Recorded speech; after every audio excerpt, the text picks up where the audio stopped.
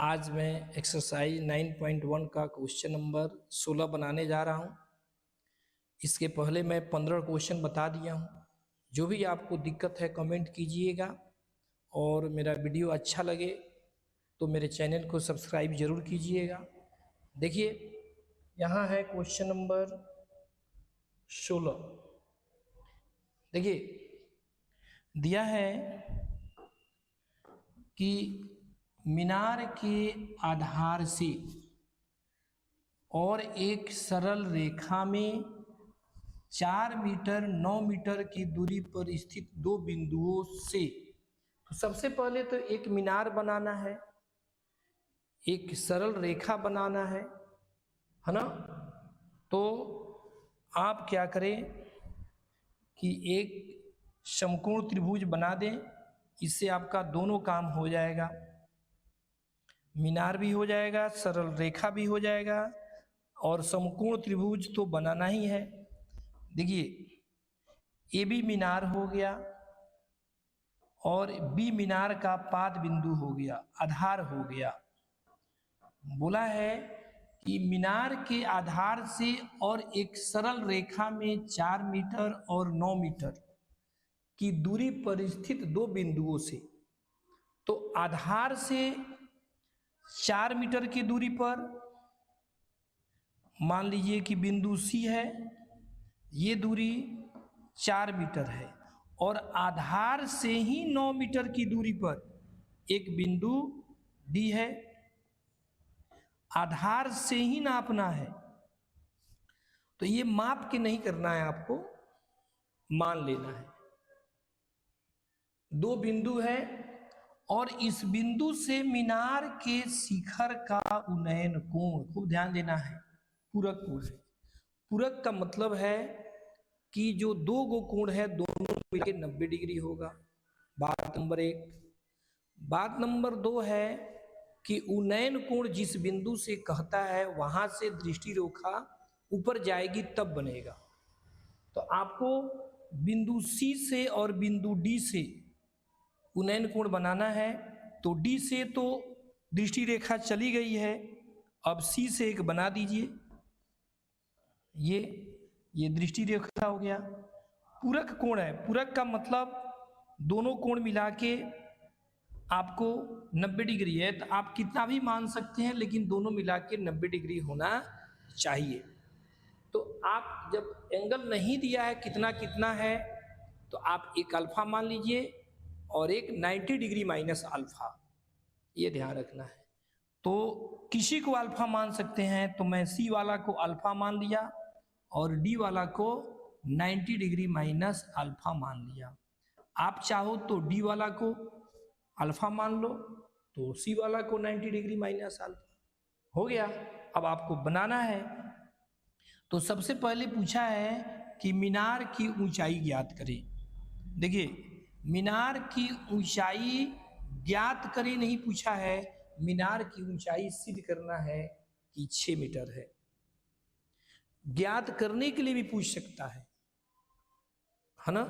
तो ज्ञात करने के लिए कहेगा तो भी आपको मानना है कि माना कि मीनार की ऊंचाई बराबर x मीटर है, मतलब ये भी मीनार है जिसकी ऊंचाई कितना है x मीटर। सिद्ध करने के लिए भी देगा तो आपको x मीटर मान लेना है, इस 6 का यूज नहीं करना है, इतना आपको लाना है। तो सबसे पहले मान लीजिए, माना कि मीनार की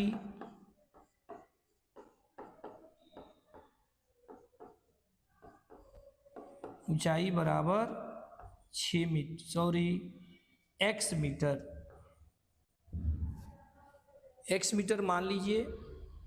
अब दो ठो त्रिभुज का चयन कीजिए जिसमें दोनों समकोण त्रिभुज है। तो एक समकोण त्रिभुज आपको मिल गया ABC। तो एक बार आपको समकोण त्रिभुज ABC में काम करना है।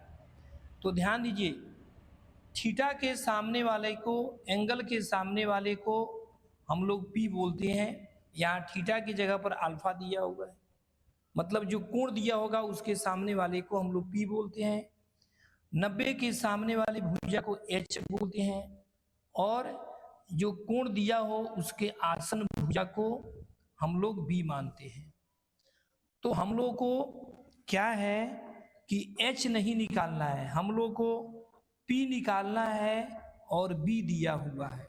ध्यान रखना है हाइट एंड डिस्टेंस में जो दिया हो, जो ज्ञात करना हो, उसी पर ध्यान दिया जाता है। जो दिया हो, जो ज्ञात किया करना हो, आ दो ठो त्रिभुज में जो कॉमन हो उसको। तो देखो एच ना दिया है ना ज्ञात करना है, आ दोनों त्रिभुज में कॉमन भी नहीं है, इसलिए एच नहीं लेंगे, हम लोग पी लेंगे और बी लेंगे। तो पी और बी tan थीटा में होता है, cot थीटा में होता है।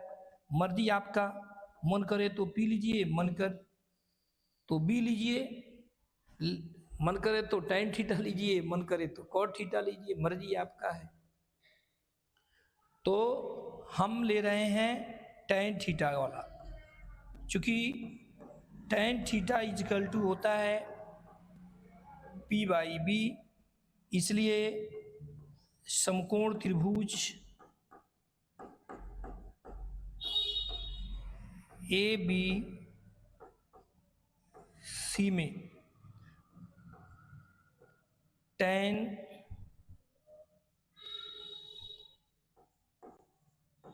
देखिए थीटा की जगह पर अल्फा दिया हुआ है, तो tan अल्फा बराबर हो जाएगा P की जगह पर x मीटर है और B की जगह पर देखिए 4 मीटर है, तो आप 4 मीटर मान लीजिए, मीटर से मीटर कट जाएगा। अब हमको बचेगा tan alpha equal two x by 4, इसको समीकरण 1 मान लेंगे, है ना। अब आपको एक त्रिभुज और चयन करना है जो समकोण त्रिभुज हो, तो यहाँ पर आपको त्रिभुज है समकोण त्रिभुज ए बी डी, देखिए तो इसमें आपको थीटा के सामने, कोण के सामने वाला P है और इसका आसन भुजा B है, तो B हमको दिया है और P निकालना है, तो फिर P और B आपको cot थीटा और tan थीटा में होता है, मर्जी आपका है। B से स्टार्ट करना हो पहले तो cot थीटा लीजिए, नहीं तो tan थीटा लीजिए, आपका मर्जी है। तो हम tan थीटा का ही फॉर्मूला लगाएंगे, क्योंकि tan थीटा इजकल टू होता है P by B. cot theta भी लिख सकते थे, B बाई P लिखेंगे। इसलिए समकोण त्रिभुज ए बी डी में, देखिए समकोण त्रिभुज ए बी डी में tan थीटा की जगह पर लेना है 90 डिग्री माइनस अल्फा और P की जगह पर लेना है x मीटर, B की जगह पर 9 मीटर, मीटर मीटर कट गया। tan 90 डिग्री माइनस अल्फा का सूत्र होता है cot अल्फा,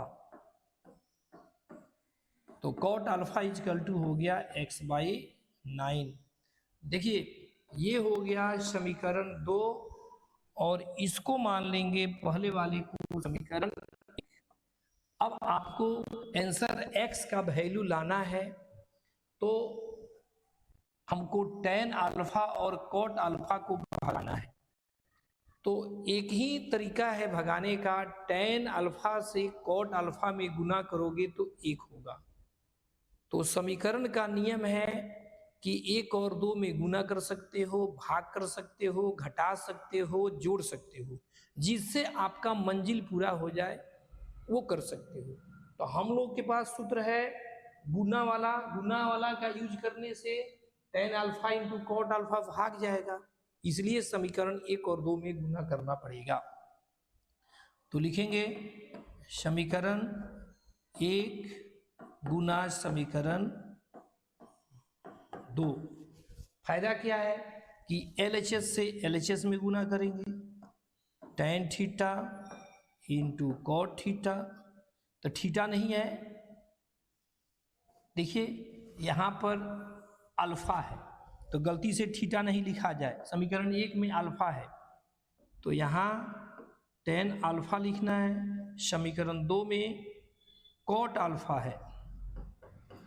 देखिए समीकरण 2 में LHS में कॉट अल्फा है। अब समीकरण 1 का RHS x/4 है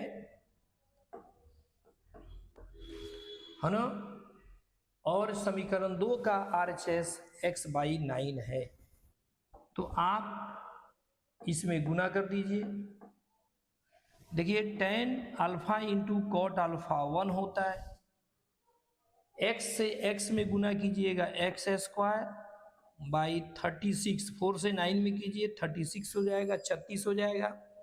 तिरछा तिरछी गुना कर लीजिए, तो पहले x वाला में गुना करो क्योंकि x का वैल्यू निकालना है, तब 36 वाला में करो, किसी में कर सकते हैं, मर्जी आपका है। तो x² इजकल टू 36 हो जाएगा, स्क्वायर हटता है तो रूट लगता है, रूट लगता है तो प्लस माइनस दोनों लगता है। लेकिन त्रिकोणमिति में क्या है कि आपको क्या करना है कि सिर्फ प्लस भी लोगे तो काम चल जाएगा। त्रिकोणमिति में जरूरी नहीं है कि दोनों आपको लेना है, प्लस भी लेना है और माइनस भी लेना है। बड़े क्लास में दोनों लेना जरूरी होता है, 10th क्लास में सिर्फ प्लस से काम चल जाएगा। आप बड़ा क्लास भी रहता तो हाइट माइनस में नहीं होता है, हम लोग हाइट निकाल रहे हैं, इसलिए सिर्फ प्लस से काम चल जाएगा। अगर आप दोनों लिखते हो, स्क्वायर हटता है तो दोनों लिखना चाहिए, तो आगे चल के आपको लिखना पड़ेगा, ये अमान्य है।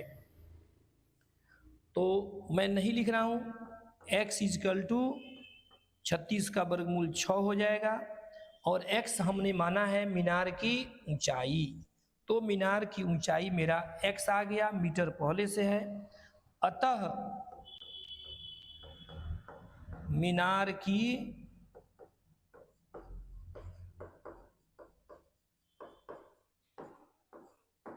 ऊंचाई बराबर 6 मीटर। एक बात और ध्यान देना है, पहले भी मैं बताया हूं कि सिद्ध करने के लिए प्रूफ लिखा जाता है और ज्ञात करने के लिए दिए देता तो आंसर लिखते हैं। तो यहाँ पर हमको सिद्ध करने के लिए दिया है, सिद्ध करें कि मीनार की ऊंचाई 6 मीटर है, इसलिए यहाँ पर आप प्रूफ लिख देंगे, हो जाएगा आपका आंसर। बस अब मैं अपने अगले वीडियो में इस पर ऑब्जेक्टिव क्वेश्चन लेके आऊँगा। आप कमेंट ज़्यादा से ज़्यादा कीजिएगा तो ऑब्जेक्टिव क्वेश्चन में डालूंगा।